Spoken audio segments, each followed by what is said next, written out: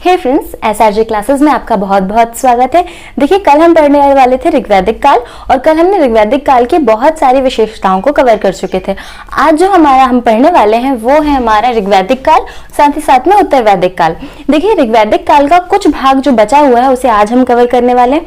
कल हमने ऋग्वैदिक काल में ये पढ़ा था कि ऋग्वैदिक काल जो है ऋग्वेद के आधार पर इसकी जानकारी मिलती है, ऋग्वेद के आधार पर इस काल को बताया गया है। साथ ही साथ में इस काल में आर्यों का आगमन भारत में हुआ था और इस काल के समय में आर्य जो हैं वो ग्रामीण सभ्यता में निवास करते थे। सीधी सी बात है, मतलब ऋग्वैदिक काल जो था वह एक ग्रामीण सभ्यता थी। दूसरी बात, स्त्रियों की स्थिति इस काल में बहुत ही अच्छी देखी हमने कि स्त्रियों की स्थिति जो थी वो इस काल में बहुत ही अच्छी थी। साथ ही साथ में हमने कुछ नदियों के बारे में पढ़ा कि आर्य जो थे वह भारत के सप्त सैंधव प्रदेश वाले एरिया में आके रहना चालू किए थे, मतलब पंजाब वाले क्षेत्र में। तो वहां पे बहुत सारी नदियां हैं जिसमें 7 नदियों के समूह में कौन कौन सी नदियां, सिंधु और उसकी 5 सहायक नदी, साथ ही साथ में हमने देखा गंडक और सरस्वती नदी। ठीक है, रही बात ऋग्वैदिक काल की सबसे पवित्र नदी की, तो ऋग्वैदिक काल की सबसे पवित्र नदी सरस्वती को माना गया। साथ ही साथ में आर्यों का जो प्रिय पशु था वो घोड़ा था और उनका जो प्रिय पदार्थ था वो सोमरस था। ठीक है, अब आज हम ये पढ़ने वाले हैं कि आर्यों का आगमन ऋग्वैदिक काल में कहां से हुआ था। तो अलग अलग इतिहासकारों के द्वारा अलग अलग मत दिए गए कि किसी ने कहा कि आर्य मध्य एशिया से आए थे, किसी ने कहा कि आर्य तिब्बत से आए थे, किसी ने तो ये तक कहा कि आर्य जो है वो दक्षिणी रूस से आए थे। तो हम पढ़ते हैं कि बाल गंगाधर तिलक जी के द्वारा कहा गया कि आर्य उत्तरी ध्रुव से आए थे। वहीं मैक्स मूलर का कहना था कि आर्य जो है वो मध्य एशिया से आए थे।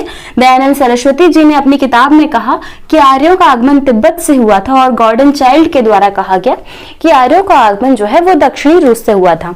लेकिन इन सभी मतों के आधार पर यह माना गया, मतलब सर्वमान्य मत कौन सा रहा, तो मैक्स मूलर के द्वारा कहा गया कि आर्य मध्य एशिया से आए थे। यह सबसे ज्यादा सर्वमान्य मत रहा। अंत में यही माना गया कि आर्यों का जो आगमन है वह मध्य एशिया से ही हुआ था।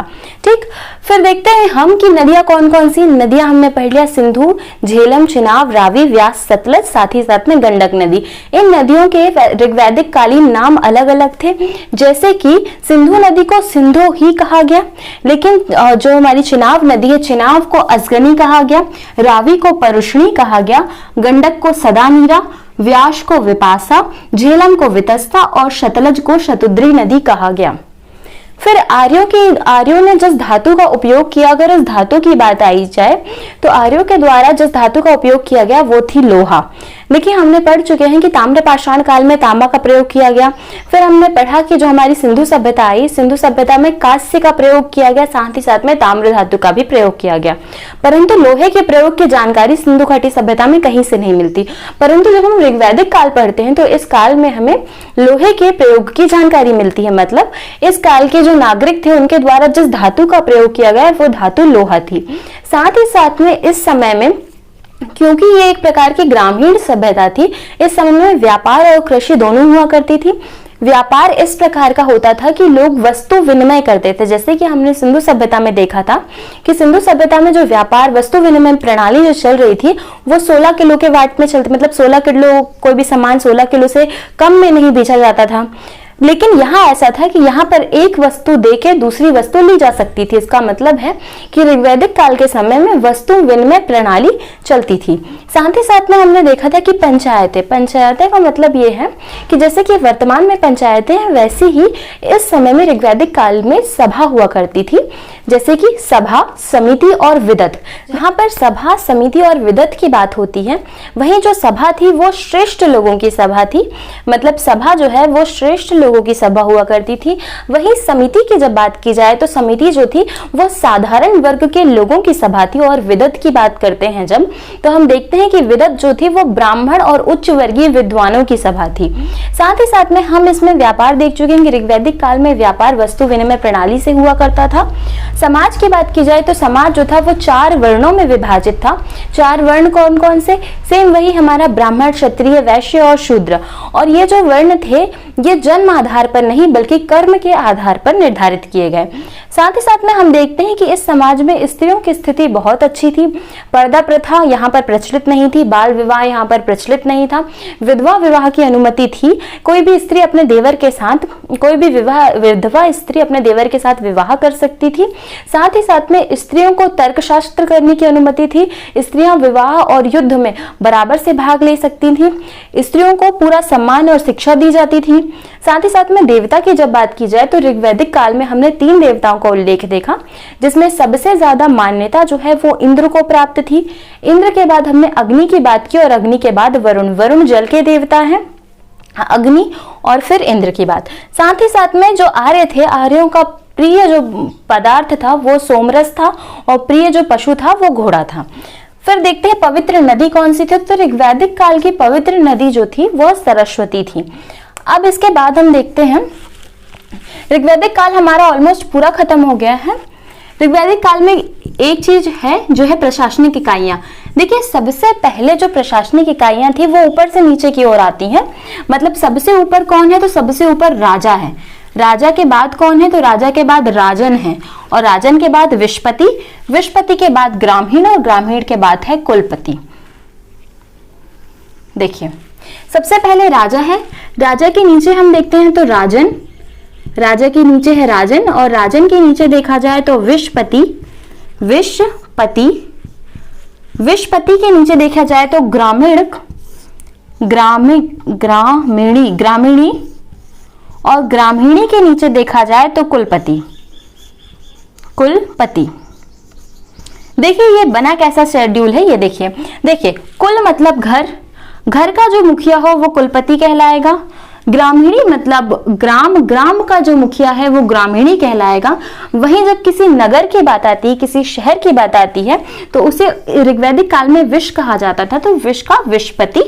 और जब राज्य की बात आती है तो राज्य का होगा राजन और जब राष्ट्र की बात आती है तो राष्ट्र का जो प्रमुख है वो कहलाता था राजा। तो वैदिक काल में, ऋग्वैदिक काल में इस प्रकार की प्रशासनिक इकाई या इस प्रकार की प्रशासनिक संरचना हमें दिखाई देती है कि सबसे ऊपर में राजा है और सबसे नीचे में कुलपति है। ठीक, अब देखिए ऋग्वैदिक काल में कुछ शब्दावलियां दिखाई देती हैं, कुछ ऐसे शब्द दिखाई देते हैं जो कभी कभी एग्जाम में आपसे पूछ लिए जाते हैं कि इसका अर्थ क्या था, ऋग्वैदिक काल में ये कौन सा अधिकारी था, है ना। तो वैसे हम देखते हैं, जैसे कि सबसे पहले देखा जाए तो है, ठीक, सबसे पहले है पड़ी। पड़ी, देखिए, पड़ी उस व्यापारी को कहा जाता था, पड़ी उस व्यापारी को कहा जाता था जो व्यापार करने के लिए दूर तक जाता था। मतलब दूर देश या दूर राज्य में जाने वाले व्यापारी को पड़ी कहा जाता था।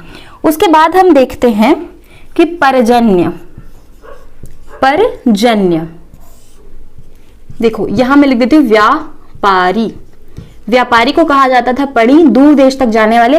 परजन्य, परजन्य किसे कहा गया, तो बादल को परजन्य कहा गया, बादल को परजन्य। फिर देखते हैं अघन्या।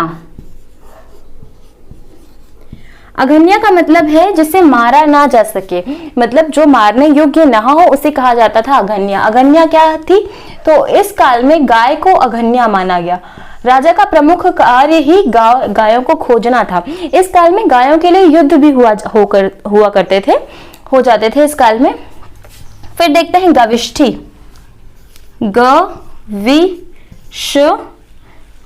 गविष्ठी।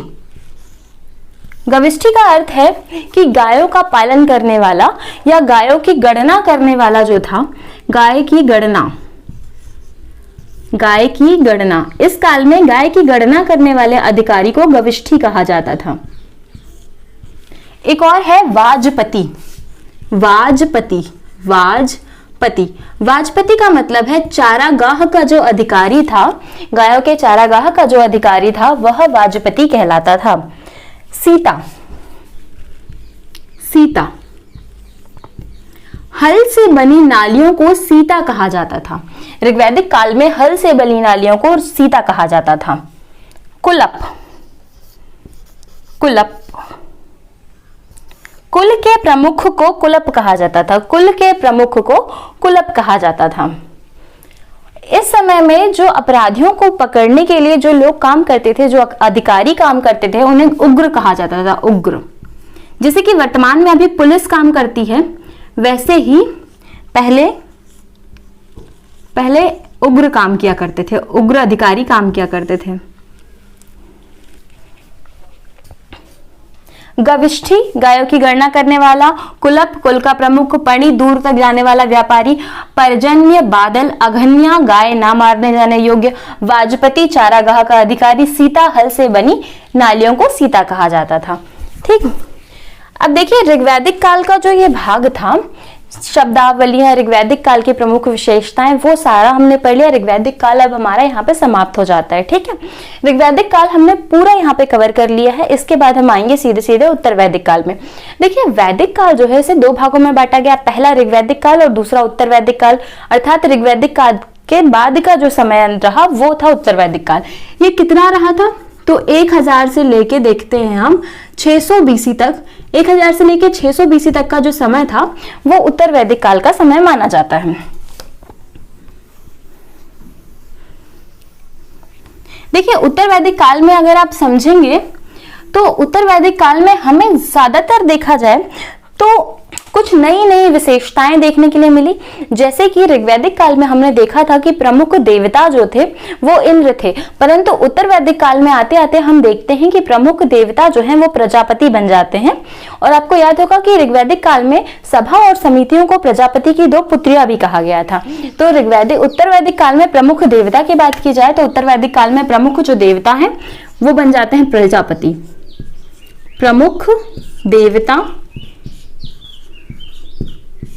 प्रमुख देवता कौन बन जाते हैं, तो प्रजापति जो है उत्तर वैदिक काल के प्रमुख देवता बन जाते हैं।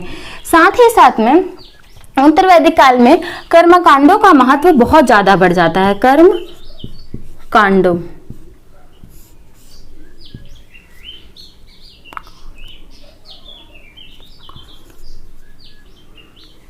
कर्मकांडों का महत्व जो है वह बहुत ज्यादा बढ़ जाता है। कर्मकांडों का महत्व किस काल में बढ़ जाता है, तो उत्तर वैदिक काल में हम जब देखते हैं तो कर्मकांडों का महत्व बहुत ज्यादा बढ़ जाता है। सीधी सी बात है, देखिए उत्तर वैदिक काल में आते आते जो समाज है वो, जो हमारा ऋग्वैदिक कालीन जो समाज था जिसमें जो वर्णों का विभाजन किया गया था, ब्राह्मण, क्षत्रिय, शूद्र और वैश्य में, ये जो वर्णों का विभाजन है वो उत्तर वैदिक काल में आते आते हम देखते हैं कि जन्म के आधार पर हो जाता है और इसी समय में गोत्र की व्यवस्था जन्म लेती है। मतलब पहले जो ब्राह्मण, क्षत्रिय, शूद्र और वैश्य जो जाति का विभाजन था वो कर्म के आधार पर था, लेकिन यहाँ तक आते आते जो जाति का विभाजन है वो कर्म के आधार पर ना होकर हम देखते हैं कि जन्म के आधार पर हो जाता है। साथ ही साथ में स्त्रियों की बहुत ही ज्यादा गिरी स्थिति जो है उत्तर वैदिक काल में दिखाई देती है।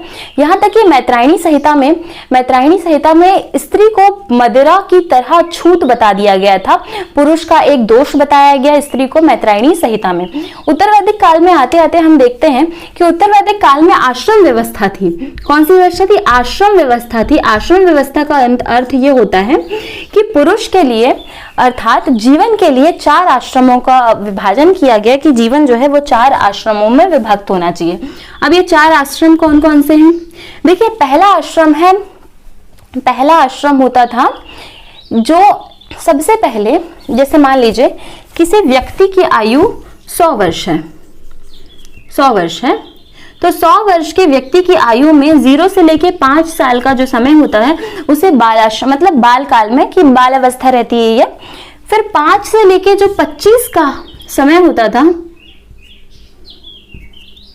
उसे ब्रह्मचर्य में, 25 से 50 साल का जो समय होता था उसे गृहस्थ में, और 50 से 75 साल का जो समय होता था उसे वानप्रस्थ में, और 75 से 100 साल का जो समय होता था उसे पूरा संन्यास में विभाजित किया गया था। मतलब कि ये सारे आश्रम कौन कौन से आश्रम? ब्रह्मचर्य आश्रम, गृहस्थ आश्रम, वानप्रस्थ आश्रम और संन्यास आश्रम जो है, इन चारों आश्रमों में उत्तर वैदिक काल में मानव जीवन को विभक्त किया गया था कि मानव अगर इस समय से इस तरह से अगर चलेगा तो उसका जीवन और भी ज्यादा बेहतर हो पाएगा। क्योंकि 0 से लेके 5 साल तक आपने देखा होगा कि बच्चा कुछ काम का तो होता नहीं है ना, तो इस समय में वो कुछ ना करे तो ही अच्छा है। लेकिन 5 वर्ष से लेके 25 वर्ष तक की आयु तक उसे केवल और केवल शिक्षा ग्रहण करनी चाहिए, साथ ही साथ में सदाचार का ज्ञान होना चाहिए और बहुत सारी उसे नए नए आचार विचार सीखने पड़ते हैं। तो इस समय में उसे गुरुकुल में रहना चाहिए, ऐसा इन आश्रमों में कहा गया। वहीं 25 से 50 साल के बीच में उसे अपना गृहस्थ जीवन जीना चाहिए और साथ ही साथ में अपने परिवार का भरण पोषण करना समझना चाहिए। उसके बाद देखते हैं 50 से 75 तक का जो समय होता है वो वानप्रस्थ होता है, मतलब वन में गमन करने वाला, और 75 से 100 वर्ष की आयु अर्थात पूर्ण रूप से संन्यास। इस प्रकार से उत्तर वैदिक काल में आश्रम व्यवस्था दिखाई गई। अब देखिए उत्तर वैदिक काल का बहुत सारा भाग अभी बचा हुआ है, हमने सिर्फ इंट्रोडक्शन देखा उत्तर वैदिक काल का, पर उत्तर वैदिक काल को जो है वो हम कल कवर करेंगे। आज हम यहीं पे वीडियो समाप्त करते हैं, हमारा ऋग्वैदिक काल पूरा कंप्लीट हो चुका है। उत्तर वैदिक काल हमारा थोड़ा सा और बचा हुआ है, अभी सिर्फ थोड़ा सा हमने पढ़ा है, तो कल के वीडियो में हम उत्तर वैदिक काल को पूरा समाप्त करके फिर महाजनपद की ओर आगे बढ़ेंगे। ठीक है, okay, thank you so much.